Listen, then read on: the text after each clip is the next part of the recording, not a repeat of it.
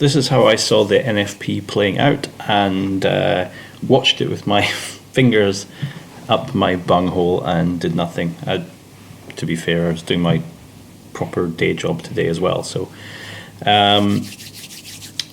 okay, so I had this this area here marked out, which is kind of obvious as somewhere prices come up and dropped away from quite well. It also ties into some stuff in the past, but don't need to worry about that so much.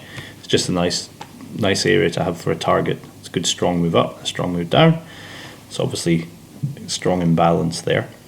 And then watching along here, I was looking to see what would happen around this area. Down here I had marked in because prices tried to come up and failed. It's come here and then shot up really from this area, or could be this area, just basically there. I just looked in the smaller time frame and marked that out. That's somewhere where I'd look to take a long, and I had this as an area I'd look to take a short. So if I go in a bit closer to the lower area, and I just marked it out by basically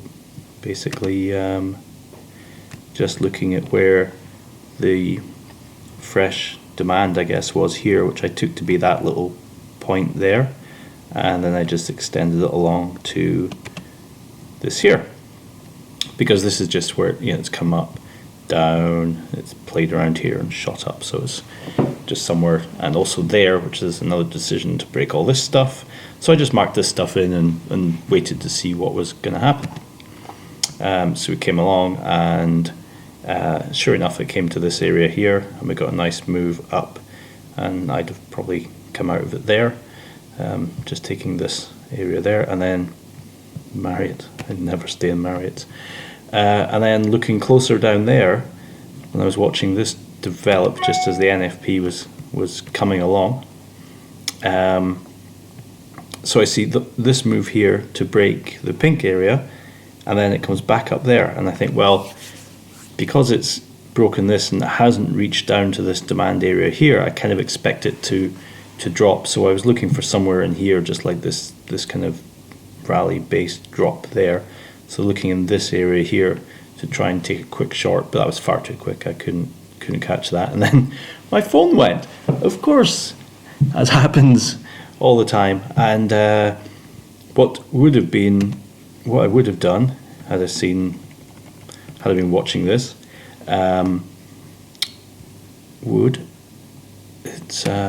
you see, as price comes down, it sort of pauses here, then drops again. I'd have been looking for this to break. Yeah, and once that broken, I would have looked to take a long. I don't think I'd have got into a trade here. Maybe if I'd looked down there,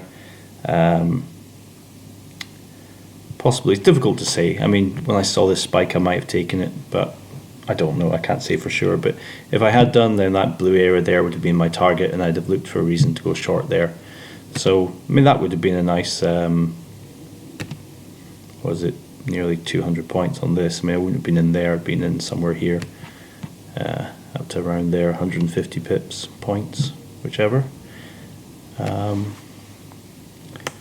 Yeah, I mean, I can look. If you look in closer here, you see this is a 3 drive, which is a bit of a clue. I mean, it's a very small time frame, but all the same, it still works. And now when I come to think of it, I do see this here, which, if I was, when this gets broken, that's not enough for me, but the next one up, that is.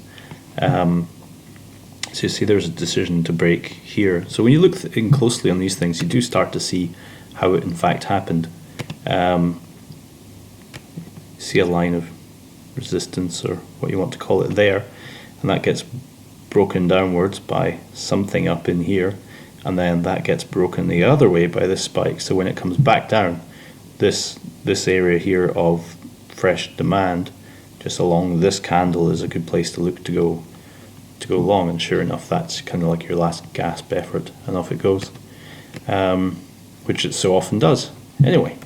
And because this is the NFP and you're looking for it to do something big, then looking at these small time frames does become valid, because it's going to do something, and that's what it did.